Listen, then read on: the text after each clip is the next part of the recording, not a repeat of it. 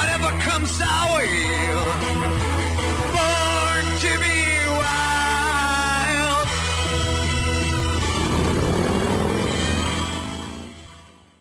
But if you had millions of dollars like this guy there, what would you spend it on? You may not necessarily go for a Harley Davidson, but you know, there are all things, we all have things that we would like to buy, things we would like to spend on if we had the money. And Powerball, one of the lottery games you can play, Powerball, one of the taglines for Powerball is that you can spend the rest of your life. The idea is that if you win, you can win the Powerball, then the only thing you need to think about for the rest of your life is how to spend your money. Now, you may not have millions of dollars to spend, but whatever money you do have, we do think about money, don't we? We need to think about how we spend the little or the much that we have. So we think about, should I buy the next iPhone? Where should I go for my next holiday? Should I buy a cheap handbag or an LV bag? How much do I need for my retirement? These and the whole hundreds of other questions we ask each day, decisions we make each day about money are big and small things. And the Bible has a lot to say about money and how we spend our money. Now, if you've just joined us this week, we've been going through a series looking at work and money.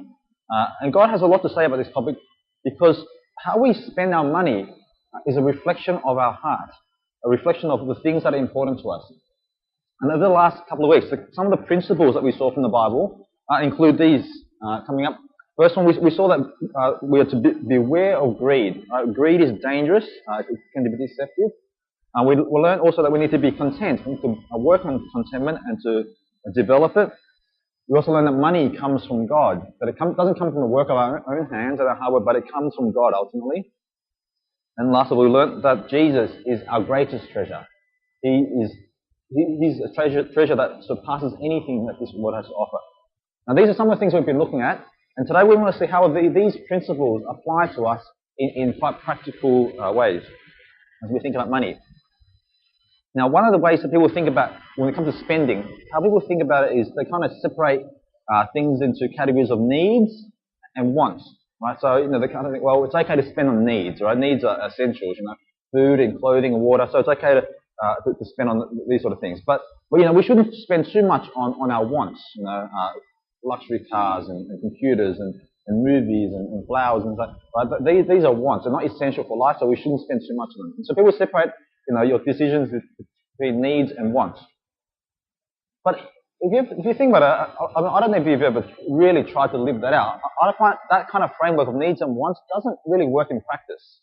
I mean, you can't live just having only the bare essentials, only your essential needs. I mean, in order to be happy, you need more than just food and clothing and shelter. You need I don't know, music. You need entertainment. You need a nice bed to sleep in. You need a working toilet. You need chocolate. There are things that you wouldn't say is essential. Like you can live without chocolate, but in order to have a happy life, to enjoy life, you need more than just food and clothing and shelter. Right? Those are enough to survive, but they're not enough to live, to enjoy life. And so none of us live only in that category of needs, things that are essential for life. We all live and use and buy things that are in this category of wants, don't we?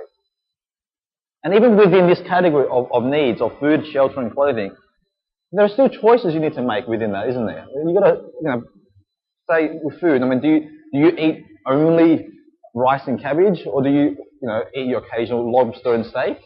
Right? Do you only buy clothes from Big W, or do you also buy, nice brand clothes? Do you live in an old, rundown apartment, or do you live in a nice, 5-bedroom house? But we all make decisions, even within the so-called bare essentials. We make choices and decisions about how we should spend our money on these things. And, imagine if it was, say, my wife's birthday, and I tell her, look, flowers belong in this category. That's a want. That's not essential, right? It's not one of the needs. So I'm going to buy flowers for you. What do you think she's going to say? She's going to say, well, rice and cabbage is all you need. You don't need anything else. See, we don't live life just in this category, even though we kind of think, we shouldn't be greedy, we shouldn't be too materialistic. We try and live in this category. We know it doesn't really work. Because I think so much of life is, technically, very, very few things belong in this category. Very, very few things are essential needs for survival. Much of what we have in life are wants. Different levels of wants, but they're not needs. And so sometimes we feel a bit guilty. If we have this kind of separation of wants and needs, we feel a bit guilty when we indulge in some of our wants. We kind of feel, oh, am I spending too much on myself? Am I being too selfish? Am I being too greedy? Well, when we look at the Bible, there isn't this separation of needs and wants necessarily. We saw last week from 1 Timothy chapter 6, one of the passages we saw last week, Paul says this, "Command those who are rich in this present world not to be arrogant, nor to put their hope in wealth, which is so uncertain, but to put their hope in God, who richly provides us with everything for our enjoyment." Now, the picture of God that is here in this passage, God is not some stingy old man who just gives us our bare essentials, just enough for us to survive. But God is much better than that. God richly provides us with everything for our enjoyment. A little bit early in the same letter, Paul says something similar in chapter 4. He says, "For everything God created is good, and nothing is to be rejected if it is received with thanksgiving, because it is consecrated by the word of God and prayer." See, everything that God creates is good. Both the wants, the needs, essentials, but also the wants. Everything is good. And it's given to us to enjoy. So there's nothing inherently wrong with having a lobster or steak dinner instead of rice and cabbage. There's nothing wrong with living in a big house, or there's nothing wrong with buying nice clothes. Right? They're things that God gives us to enjoy, and so we should enjoy them. But praise God that there is such a diversity of things that are beautiful and fun and tasty and enjoyable. So enjoy them. Right? Don't feel guilty that some things are a bit more expensive, but God made them for us to enjoy. But at the same time, right, we've seen in previous weeks, we've said that we need to be careful of greed. Right? In the way we spend our money, particularly, we need to be careful of greed. We don't want to be spending in such a way that it feeds our desires for greed, to have more, to have newer things, better things, bigger things. We want to be feeding ourselves to develop contentment, to learn contentment. Right? So if the things that the things that you're buying, the things you're spending on, is creating this desire you to want more. Guys who are always wanting to buy the latest gadgets, girls who always wanting to buy more shoes, things that creates a desire in you to want to always have more. Well, then you've got to be careful, don't you? Right? Now, I mean, for each of you, there might be something different. Right? But I think most of the time, though, in our decisions, we're not choosing between good and bad things. Between needs and wants, it's not a choice of good and bad. It's a choice.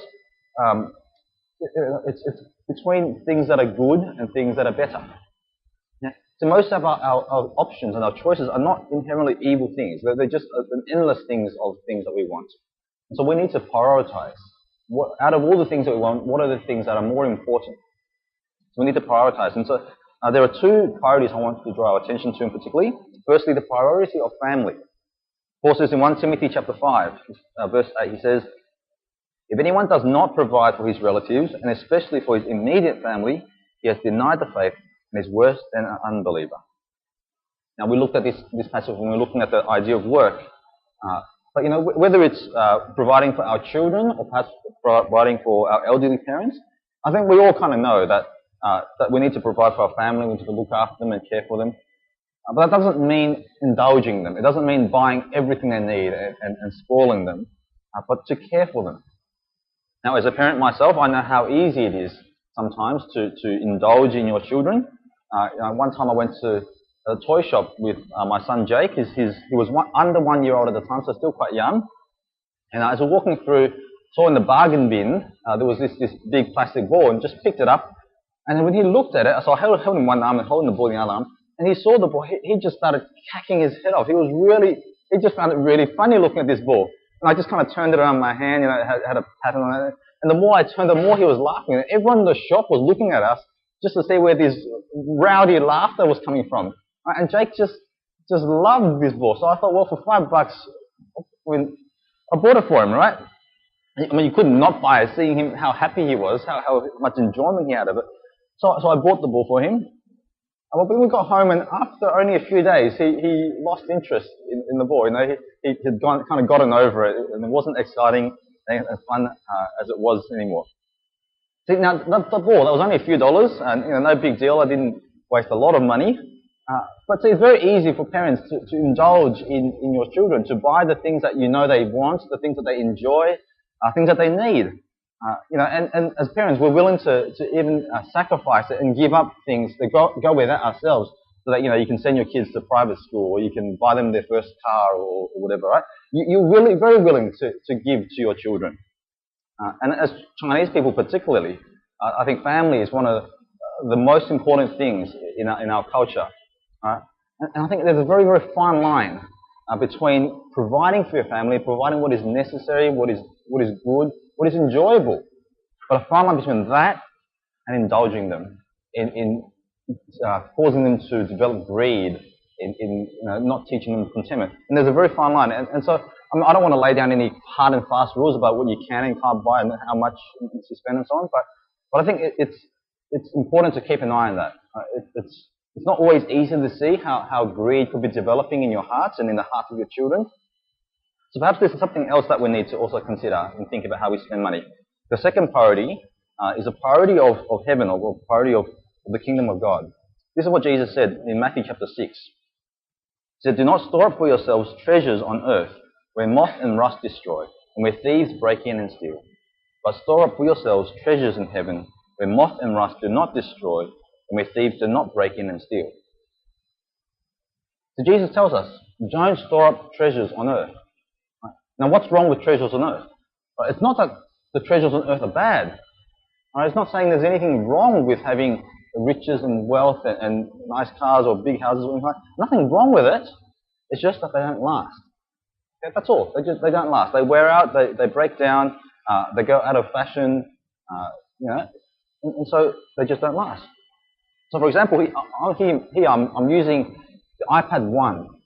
Right? iPad 1. Now, nobody's interested in the iPad 1 anymore. But when this first came out, a couple of years ago, when this first came out, I walked into Macca's holding this, and I was just ordering, Big Mac. And the girl behind the counter, she was like, "Is that an iPad? Can I have a look at it?" And she had this look of astonishment and wonder. Like, it was like I was this hero, walking in with an iPad. Now, none of you care that I have an iPad, right?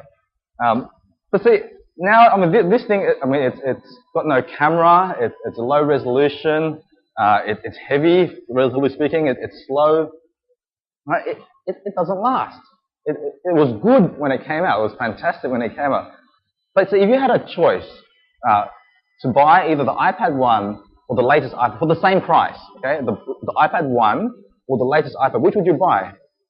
Right? You would obviously buy the latest iPad, because it's better, it's faster, it's newer, it's lighter. You buy things because they do a better job.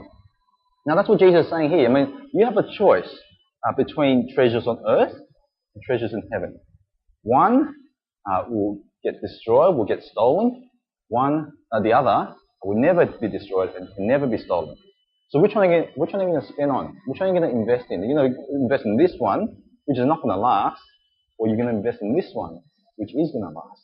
Right? The obvious choice is that you're going to spend on the treasures in heaven. Now I think at this point it's kind of helpful to maybe replace the word spend, which we've been talking about, but to think about it perhaps in terms of investment. Okay? So when we think about spending money, we don't always give a lot of thought to how we spend. Some things, yes, but other things we don't give a lot of thought to how we spend money.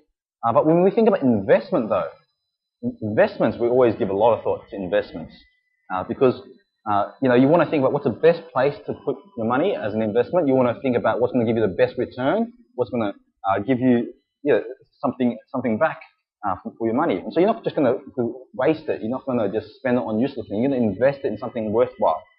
And so Jesus is asking us, well, where are you going to invest your money?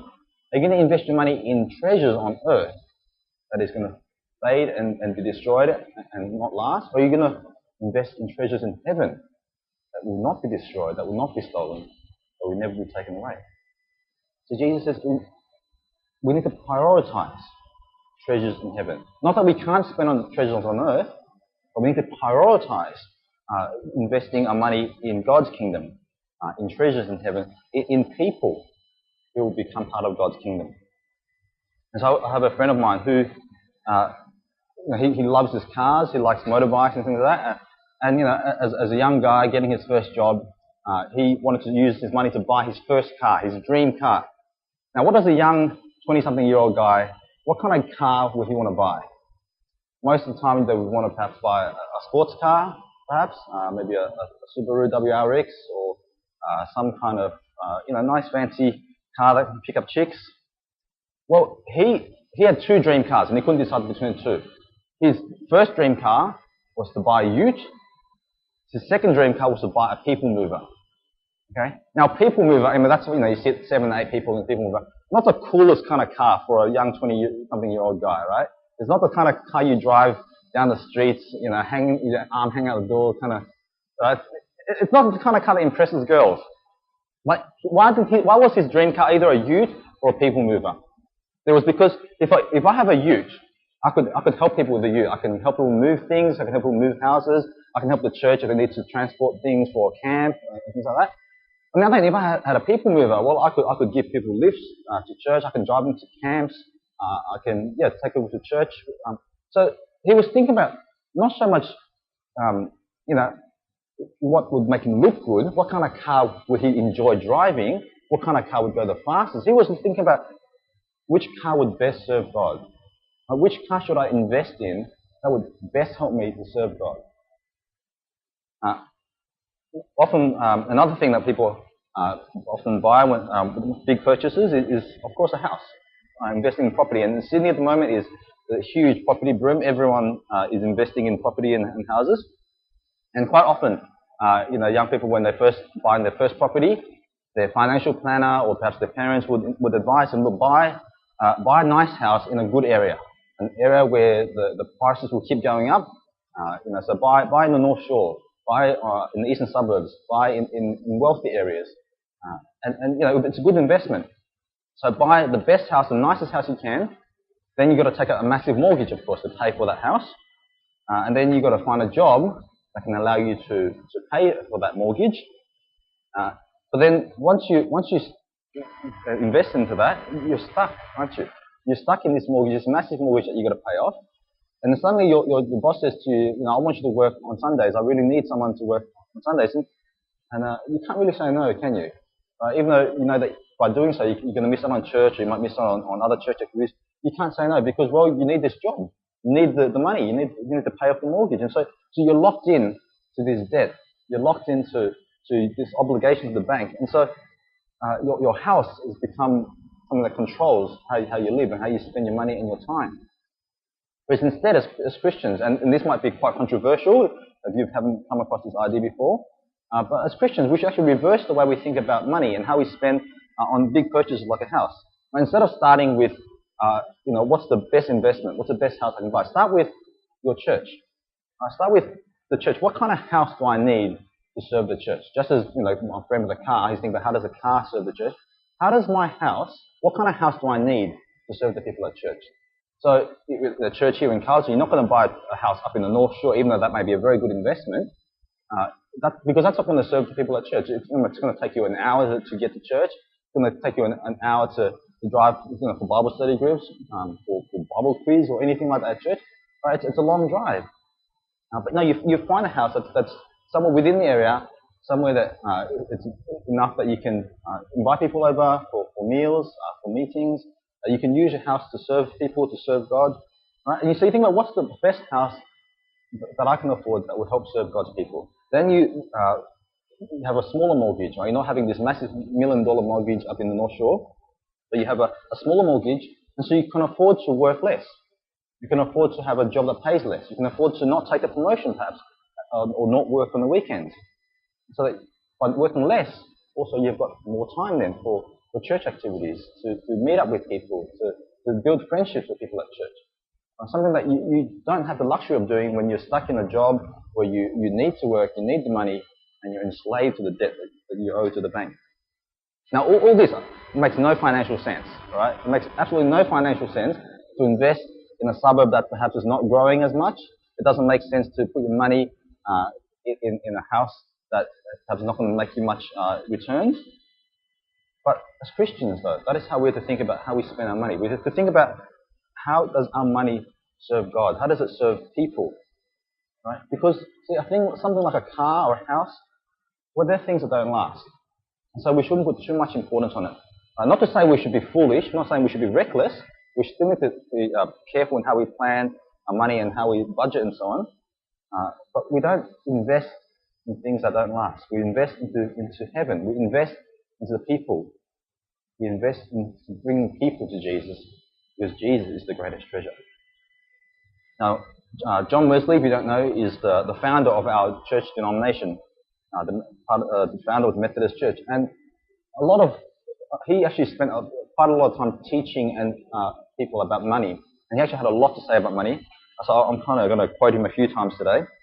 But as a young man, while he was studying university, he studied at Oxford University. And eventually he went on to work as a lecturer at Oxford University. At the time he was, in his first year, he was being paid £30 a year, which in those days, that was quite a reasonable sum. That was more than enough for a single man like John Wesley to live. And so he could spend he had a lot of spare money. He would spend money on things like playing cards, on tobacco and brandy. And none of these things were particularly bad in those days. They were just normal kind of hobbies that people had. Okay, had nothing to do with gambling or alcohol or drunkenness or something like that. It was just a normal young man's kind of hobbies and things that he enjoyed. And so he would indulge and spend his money on these things. So I had plenty of spare cash. But one incident changed his view on how he should spend his money. And some of you may have heard this story before. But one time he had just bought some new paintings for his room, for his bedroom. And he just kind of put them up on the wall. And he's admiring these new paintings and enjoying them when the maid came to clean his room. And he noticed that the maid, being in the middle of winter, this maid was only wearing a very thin linen gown. And she was shivering and quite cold. And so he thought, well, for this poor girl, he went to reach into his coat pocket to give some money to her so she could buy a coat. But as he put his hand in his pocket, he realized he didn't have enough money. He didn't have enough money to give her because he just spent it all on these paintings. And so as he reflected upon that, he realized that God would not be pleased with the way he had been spending his money, that he'd been splurging his money in indulging himself. Right? Not that the paintings were wrong, not that buying paintings is a bad thing, but that he had not been storing up treasures in heaven. And so he realized his priorities were wrong, and he started to change the way he spent his money. And I'll tell you a bit more about that later. But one of the things he started doing was that he started praying before he bought things. I don't know if you've ever prayed as you're in the shopping centre, or you're trying clothes on or something. I don't know if you've ever prayed as you're doing that. But in Ephesians 6 it says that pray in the Spirit on all occasions with all kinds of prayers and requests. And here was one occasion that I don't think many of us think about praying when you're shopping. Let me just paraphrase a little bit the prayer that he prayed as he was thinking about his purchases. This is a kind of modern paraphrase. He says, look, God, you see this thing that I'm about to buy? I pray that it would be a wise use of the money that you have entrusted to me. Pray that this object, this thing, would be useful in serving your people. And that's what he prayed. As he's in the shop, as he's looking at it, or perhaps when he's just bought it, he's praying that God, I'm hoping that I've done the right thing with the money. I'm hoping that I'm using this in a good way. So next time you're lining up at the checkout, I've seen say a little prayer and ask that God would help you to think about how you're spending your money, not to indulge yourself, to serve God's people. Now, as you can see, though, from John Wesley's life, part of the way you store up treasures in heaven then is by giving it to the people in need, like this maid who came to clean his room. I think that's one of the best ways to make sure that you're not storing up treasures on earth, but by giving it away, you're storing up treasures in heaven. But then the question naturally arises then is, well, how much should I give? How much should I give to people? Now, in the Old Testament, the nation of Israel, they were commanded to give a tithe of the offering to God. Now, a tithe just means 10%, just a kind of an ancient English word meaning 10%. And so the Israelites, they were to give a tenth of all their income. So a tenth of their flocks, their herds, their grain, everything they earn, they were to give 10% of that to God. And so some Christians take that principle of a tithe or a 10%, and they say that, well, I should give 10% to God. That's the law that we should follow. But there's a problem with following the tithe, because if you read the Old Testament, there was actually more than one tithe. They weren't just giving 10%. There was 10% that they were to give for the Levites, the priests who worked in the tabernacle in Numbers chapter 18. There was a tithe that they were to give for a celebration, a special feast in Deuteronomy chapter 12. And there was a third tithe that they were to give for the poor people, the widows, the fatherless, the orphans, so that they could have something to eat. And so you could see from the way the tithe was practiced in Israel, it was not just kind of an offering that they gave. It was a form of national tax, you could say. It was a way that they could pay for their leaders in the country. They could pay for public holidays, celebrations, and to pay for things like a welfare system, like an early form of Centrelink. Yeah. So in our day and age, well, we're not national Israel. We're not a nation. We're not a country.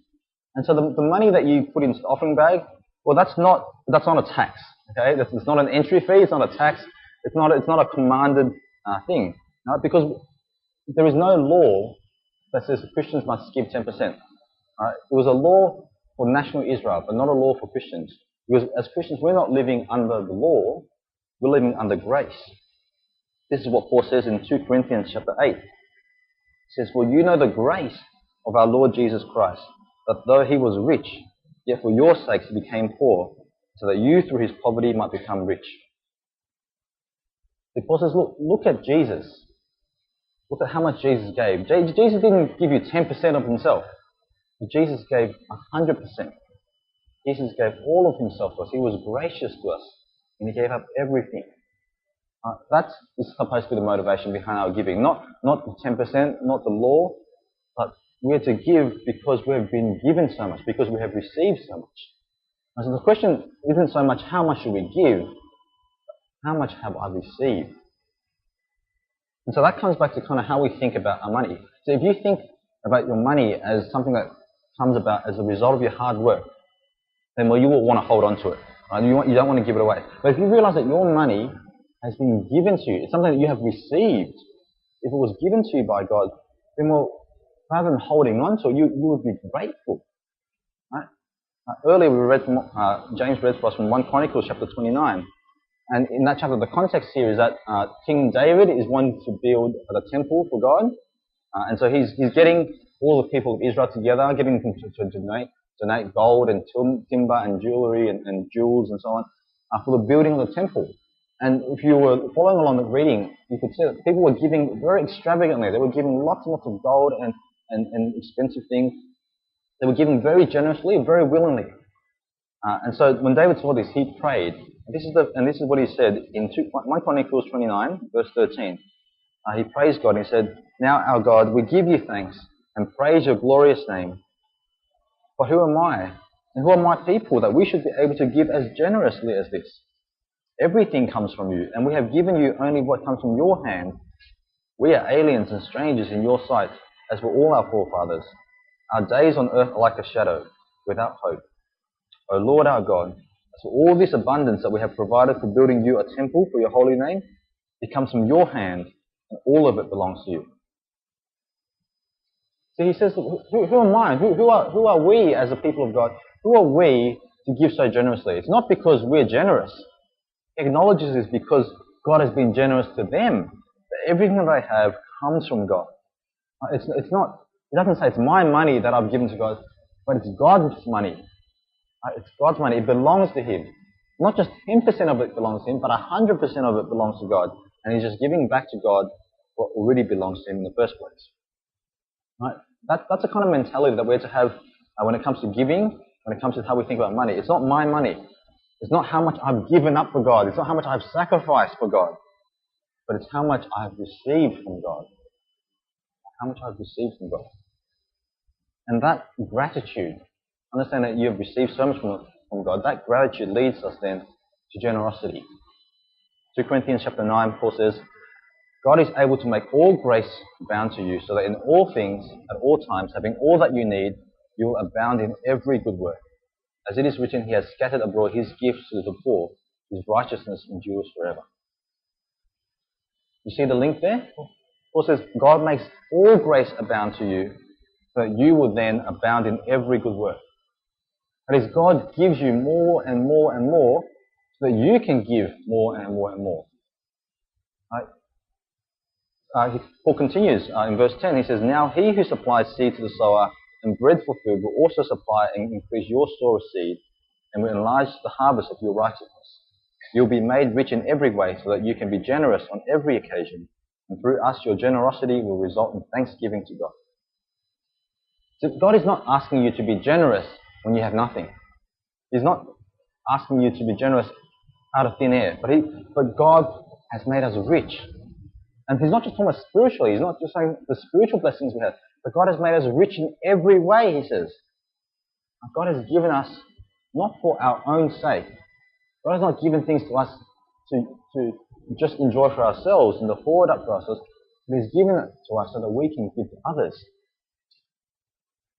A friend of mine was sharing a story with me about his young son. He was having a birthday party for his son who was about 2 or 3 years old at the time. And the highlight, of course, of the birthday party is when the birthday cake comes out. And he had a special birthday cake ready for him. It was decorated nicely. It was the shape of Thomas the Tank Engine, and the kid, when he saw the cake come out, he was really excited. He was really happy. And he knew that this was my birthday cake. This is my birthday cake. So they put the cake down in front of him. You can see his eyes are kind of just popping out, and he's staring at the cake, and they're saying happy birthday. And you can see he can't wait to get into it. So once he finished singing, he quickly blows out the birthday candle, and he's just about to kind of dive into the cake, like literally get his hands in there. But then his parents pull the cake away, and you can see he's kind of has this puzzled look, like, why'd you take it away? That's my cake. It's my birthday cake, right? And he wanted it all for himself. But as you know, when the birthday cake is not just for the birthday boy, is it? When the birthday cake is given to him, it is his cake, but it's given to him to share with all his friends who are at the birthday party, isn't it? Yes, it is his cake, but it's given to him to share. And God gives us money for us to share. Not for us to hold on to it and grab it and hold it for ourselves, but for us to share it. And this idea of sharing, there is no generosity, there is no limit here. It's about being generous. There is no 10%. It's not giving 10% of your cake, but it's sharing everything that you have. So it's not a question of how much to give, but it's more a question of how much do you have. And the more that you have, the more opportunity you have to share and to give and to be generous. Now, it needs to be said, though, that even being generous, there are wrong ways of being generous. I want to just look at briefly a few wrong ways to give and to be generous. You can do it wrong by giving for applause. Jesus said in Matthew chapter 6, "Be careful not to do your acts of righteousness before men to be seen by them. If you do, you will have no reward from your Father in heaven." So we don't want to give, like these big companies who write these massive checks, and hand it over to some local sporting club or some charity or something, right? But look how much we've given, $20,000. We don't want to be people like that. God wants us to give, secretly, not to draw attention to ourselves, not to have people applaud us, but to draw people's attention to God and how generous God has been to us. Now, how might that look like in the church? Not to give in order to get people's applause. Well, don't look now, but in our bulletins every week we have the statistics area, and we have a very detailed kind of information of the offering figures of who gave how much and so on every week. And that's there partly as an accountability, so we know that the money has been received correctly and it's been counted properly. It's partly there as an encouragement. As you see people giving, you might be encouraged to give, especially when someone's given a big Thanksgiving offering or when for the church donation, church building fund perhaps. It's an encouragement for us to give. But at the same time, it can be a stumbling block because your name is printed there for some people. And it can become a stumbling block. Oh, look at how much this person gives. Oh, this person hasn't given much. In comparison, and it can become even a competition, perhaps, for some people. That you want to give more than other people. You want to, you want people to see how generous you are. Now, I'm not saying that necessarily that's why people give, but that can be something that might, in our hearts that perhaps deceive us and trick us. Something that might slowly be nurtured without us being conscious of it. And so one of the things that we do as a church is that you can actually talk to the treasurer, and instead of putting your number in, your name in there, you can have a number given to you, and so it might be E15 or A6 or something like that. So no one knows who the number belongs to except the treasurer, and so you can still have the accountability, you can still have the encouragement, but without the disclosure of having people, put your name up in lights, so to speak, right, and for people to know how much you've given, and that can be just between you and God. So if you want to do that, talk to our treasurer afterwards. Talk to Leonie. If you don't know who Leonie is, talk to James, our chairperson today. He'll tell you who Leonie is. Okay, it's his mum. So that's one wrong way of giving, when you want people to notice you, to say, well done, you're so generous. The second way of giving wrongly is to only give to those who love us. Jesus says in Matthew chapter 5, he says, if you love those who love you, what reward will you get? Are not even tax collectors doing that? And if you greet only your brothers, what are you doing more than others? Do not even pagans do that. So Jesus says, anyone can love those who love them. Right? It's easy to love your family, your friends, and it's easy to give to them, to your family and friends. But real generosity is not seen in how willing we are to share with those we love, but in our willingness to see how we share with those who do not love us in return, when we get nothing back in return for our giving. Now, how might that look like in a church? Well, there are times where we have opportunity to give to things where we don't get any direct benefit as a result. So when you put your money in the offering, you get benefit, so to speak, and it pays for the electricity, pays for the church rentals, so you get something back, so to speak. But there are times where you might give to, say, a missionary in Uruguay or Portugal or something, and you don't get anything back for that. That missionary is not here working amongst us, and there's no benefit, so to speak, in that sense. Or we might have an opportunity to give to someone who's working amongst non-Chinese people. We tend to be quite willing to give towards missionaries who are working perhaps in China or Malaysia, because they're our people. We care about our fellow Chinese people. But what about giving to mission work that is in other places where there are no Chinese people? Or perhaps giving to, say, a Bible college student who is not in our church. So the Bible college student is not here preaching or running Bible studies or anything. He's a Bible college student in another church. And giving to support his training so that he can pay off his college fees and so on. But these are opportunities where you don't get anything back in return. But Jesus says we are to give not only to those that love us, but also to give to those who don't love us back in return. And there are even stories I could tell you, not at this church, but stories where people, they give big amounts, they donate big amounts to the church, and they would get the names in the bulletin and things like that. And then somewhere down the track, when there's perhaps a disagreement, or perhaps there's a decision that needs to be made, they will pull out that record and say, look, you remember when I gave $10,000 to the church? Right? I donated that piano to the church. I should have a say in the decision that the church is making. Or, how dare you do this without consulting me? Because they feel like there's this sense of, they have a right to the church because they have given such a big amount to the church. See, these people, they're not giving to God. They're just holding onto the piano or whatever. They're just leaving it at church, but they're holding onto it. They haven't given it away. They still think of that as being mine. That's something I've paid for, and I should have a right to do with that as I please. Right. And so Jesus says, don't give in order to have something in return. Don't give so that the church would give you preferential treatment. Don't give in such a way that people would treat you nicer or anything like that. But give to those who won't give you anything back in return. And thirdly, third way of giving wrongly is to give out of guilt. And I think that's perhaps the most common one for us. Paul says in 2 Corinthians chapter 9, he says, each man should give what he has decided in his heart to give, not reluctantly or under compulsion, for God loves a cheerful giver. So I think as Chinese people, we are often driven by guilt. You ever had someone take you out for lunch and, after lunch you're fighting for the bill? You're like, no, I'll pay for the bill. No, I'll pay for the bill. And eventually they snatch the bill off you and they run off and pay the bill. And you're like, oh, no, you shouldn't have done that. Next time I'll pay. I have to pay. I can't let you pay for one lunch. I have to make it even. Okay? Now, that's often driven out of a sense of guilt, like, oh, they've paid for me, so now I got to do something back in return. I got to make it fair, And so when you come to God, though, you can never pay God back. You can never make it fair. God has done so much for us. if you start to say to yourself, I must do something back for God, well, you can't do enough.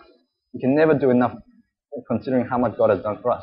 But it should be that, God has done so much for me, I'm willing to do anything for Him. Not that I must do something for Him, but that I'm willing to do anything for Him. Now, that's perhaps a very subtle difference, and perhaps very hard to tell the difference, to distinguish it, because the outcome might be very similar. What it looks like, you might still give the same amount of money, and it could look very similar. But I think it has to do with the heart. When you give out of guilt, it's given because you want to get rid of this bad feeling, right? You've got this guilty conscience, or you kind of feel like you owe something. You're giving in order to feel better about yourself. Whereas if you give out of generosity, you're giving because there is this good feeling inside that you want to share with people. You're giving because you're so full of gratitude that you want to give. So how might that look like in the church?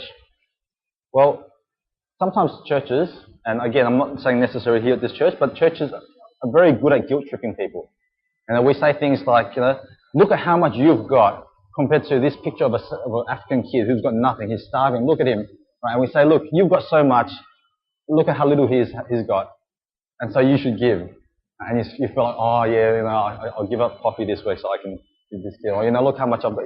And you get this guilty feeling. Or sometimes we might say, look at the church budget. We're in deficit by $20,000. Look at your bank account. You've got $20,000. You should give, And it's to create this guilty feeling like, oh, okay, fine. I guess I must give, We don't want to guilt trip you here, okay? And I'm very glad that our offering is collected before the sermon, so that after I've said all this, you've got time to go home and think about it and pray to God, and just between you and God, work out what you should be giving. Not because I've said something and you feel, oh no, I feel bad now because Pastor Ernest says, I guess I should give, But give because you're willing, okay? Not because you're feeling guilty, but give because God has been generous to you and you want to give back. Not to pay Him back, but you're willing to, you're out of gratitude. So because Christianity is a religion of the heart. Christianity is not concerned just with your outward behavior. We're not concerned that you just do the right thing, that you have the right actions. It's important that you also think and feel the right thing when you do your actions. Right? To have the right attitude. And so that's why sometimes when we collect the offering, the service leader would say something like, if you're a visitor or if you're not a Christian, well, don't feel obliged to give. We don't want anyone to feel like they have to give. One time I brought a friend along to church, a non-Christian friend, and it's his first time at church, and as the bag came around, he kind of nudged me and goes, hey, how much is the entry fee?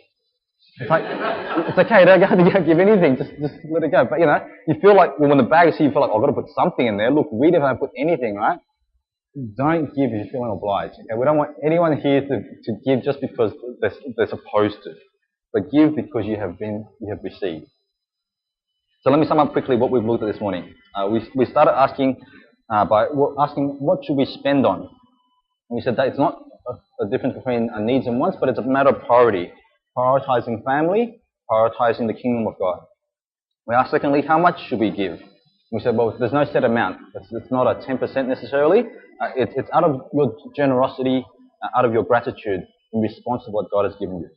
And thirdly, we said, well, what are some wrong ways to give? And we said that your heart in giving is just as important as your action. Okay?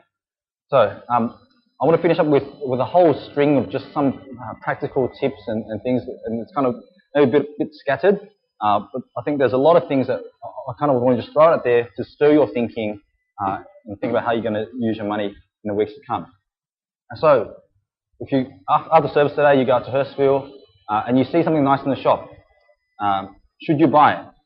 Or say it's someone's birthday coming soon, and should you take them out for a nice dinner? You see an LV handbag, should you buy that handbag? Well, I think it depends. There's no yes or no answer necessarily. I think it depends. Remember, all good things come from God, and it's for us to be enjoyed. And so, by all means, enjoy it. But like I said, I think there are certain priorities that we need to weigh up. And perhaps, here are some questions that you might go through in your mind, in no particular order, but some things to weigh up. Is purchasing this or enjoying this, is this going to feed my greed? Is this going to make me want more and more? Is this feeding my greed? Is it going to make it difficult for me to provide for my family? So, I want to buy a Ferrari, but doing that's going to make it hard for me to pay my bills, okay? So I'll abstain from buying a Ferrari, even though I very much enjoy it. Will this cause me to go into debt? Okay, and I haven't said a lot about debt management and financial management today, but the Bible encourages us not to live in debt. Yeah, and I don't have time to kind of go into that. But if this is something that's going to cause you to go into debt, and like the example I was giving up at the house, it can enslave you, it can force you to live and work and have a lifestyle that is quite unhealthy. And so, if at all possible, avoid going into heavy debt, and big debts particularly. Will buying this help me to serve God or to serve God's people? Will this affect my ability to be generous? If I've spent so much in one area, all of a sudden, I can't give so much to God now because I've got no money left. Right? So these are perhaps some questions to weigh up as you're thinking about what you should be spending on, whether it's okay to have this nice dinner or whatnot. Now, earlier I mentioned John Wesley, some of the changes that he made as a result of him realizing that his priorities weren't right. Let me tell you a bit more about his life. So I told you that he was earning £30 at the time, and in his first year, he worked out that he could live on £28. And instead of spending the extra £2 on himself, on things he enjoyed, he then decided to give away that £2. The next year, he got a pay rise. His income doubled. He earned £60. But instead of raising his level of living, his standard of living, he gave away £32. The following year, another pay rise. He now earned £90, but he still continued to live on £28, and he gave away £62. The following year, he earned £120, and again, he lived on £28 and gave away £92. See, John Wesley understood that with increasing income, what should rise is not your level of your standard of living, but what should rise is your level of giving. Okay, your standard, your lifestyle, your house, the things you enjoy should not increase and become more expensive as you earn more money, but it should be your giving should increase as you earn more money. And so that's something that he began practicing while he was lecturing at Oxford University, and that continued throughout the rest of his life. Even when his income at a time, he was earning over £1,000 a year through work, but also through publications and books that he was printing and so on. He continued to live on £30 a year. Right? He's earning over £1,000, but he's living only on £30 a year, and he gave away the rest. Right? It was reported that he never had more than £1,000 on him at any time. He gave away everything, and he limited his expenses by not having things that would be quite common for a man of his age in his culture to have. He would do without those things. So, for example, I don't know if you've seen old photos of John Wesley. You know, in those days, people all had these white wigs that they wear. What they did was they would all cut their hair short. They cut it really, really short, and they would buy these expensive wigs. And to keep them white, they've got to powder it, right? Like how girls powder their face. They've got to powder their hair and make it all white. Okay, and that was the normal fashion of the day. That's what guys did. They had wigs with white powder and so on. Well, John Wesley decided, well, cutting hair costs money. Buying wigs costs money. Using the powder costs money. So he said, scrap all that, forget all that. He just grew his own hair, real hair, and he didn't bother powdering it. Okay, he just had normal long hair that was normal fashion for the day, but he didn't waste money on cutting hair. He didn't waste money on buying wigs. And he gave that money that he saved and gave it to the poor. So he changed his lifestyle and the way he uses money because of the way he understood money. Now, you may not be earning a lot of money. Some of you are still in high school. Some of you are still studying in university. You may not have a lot of money yet. But start now. Don't wait till you have your first job and you're earning $50,000. Don't wait till then to start developing good spending habits. Start now. Because if you are stingy now, if you are not generous now when you have $20 pocket money, you're not going to be generous when you have $50,000 a year. Whereas if you're generous now with the little that you have, you develop that pattern, you'll be generous when you have much. So even if you only have $10, $20 pocket money a week, right, it's important to start working out how you're going to spend, how you're going to save, how you're going to give. Looking at our church offering figures last year, in this English congregation, we had roughly about 30 full-time workers. Okay? So forgetting about people who are part-time, forgetting people who are giving money out of pocket money, just looking at full-time workers, we had roughly about 30 full-time workers. And if we assume that all the money that was given in the offering was only from the full-time workers, we worked out on average, each full-time worker was giving $15 to $20 a week. Okay, $15 to $20 a week for a full-time worker. Now, I don't know, everyone has their own circumstances, and I'm not here to necessarily condemn that. But let me tell you, if there was someone on the dole, okay, if one of you went onto the dole and you just got the bare minimum payment from Centrelink, and you decided to tithe, you decided to give 10% of your Centrelink payments a week, you'll be giving about $25 a week. Okay? So our full-time workers are giving on average less than what someone on the dole would give under the law. Now, that may be perhaps people haven't thought about giving very much, perhaps you haven't developed the habit of giving, and that's okay. Start now. Okay?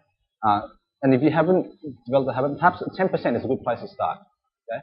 Like I said, 10% is not a law that we have to abide by, but it may be a good starting guideline to develop the habit. It's a bit like learning to ride a bike. Right? They say once you learn to ride a bike, you never forget, right? Well, I forgot. I learned to ride a bike when I was about 8, 9 years old. I didn't ride a lot after that. And early this year, when I went back to Hong Kong, we went for a short bike ride. And it was just a straight road. There was no bends or anything. But I was riding the bike like this all over the place because I couldn't quite balance and I forgot how to ride. But as a 30-year-old man, I was too embarrassed to get training wheels. It'd be really embarrassing to get the 2 little wheels on the side to help me balance. So we ended up getting one of these family bike tandem things, So anyway, so I think tithing, it's like having these training wheels. Okay, if you're not in the habit of giving, you don't know how to plan your budgeting and so on, that's a good place to start. Okay, work out from your income. Give first of all 10% to God, set it aside, then work out how you're going to pay for your bills, how you're going to pay for your phone, and so on and so forth. Right? But don't always stick to that 10%. You want to get off the training wheels eventually, right? It's embarrassing to keep on using training wheels after a while. Okay, you want to get to a stage where you don't give just 10%. You can consider giving more, and not only to church necessarily. There could be things outside of church, other needs that you can be giving to. But perhaps that's a good starting ground if you haven't got that habit of giving. I can see sometimes when the offering day comes around, people often are scrambling, and I won't say I'm not looking at anybody in particular, but there are people who are literally scrambling. They're pulling out the wallets and like, oh, how much change I've got? They're tossing out all their spare coins and that. I would encourage you to start developing the habit. Think about what you're giving, not just having a last-minute thing. And it's quite embarrassing to see full-time workers tossing out a handful of silver coins, Again, there may be certain circumstances behind that, but I would encourage you to start developing that habit. Perhaps giving by EFT, direct debit, would be useful, right? We've got EFT details in the bulletin. If that's something helpful for you to plan your budgeting, the money just goes straight from your account, the church account, and you don't have to think about it, you don't accidentally spend it. That may be a good way to go. I know someone who every year, around this time of the year, because it's time for tax return, right?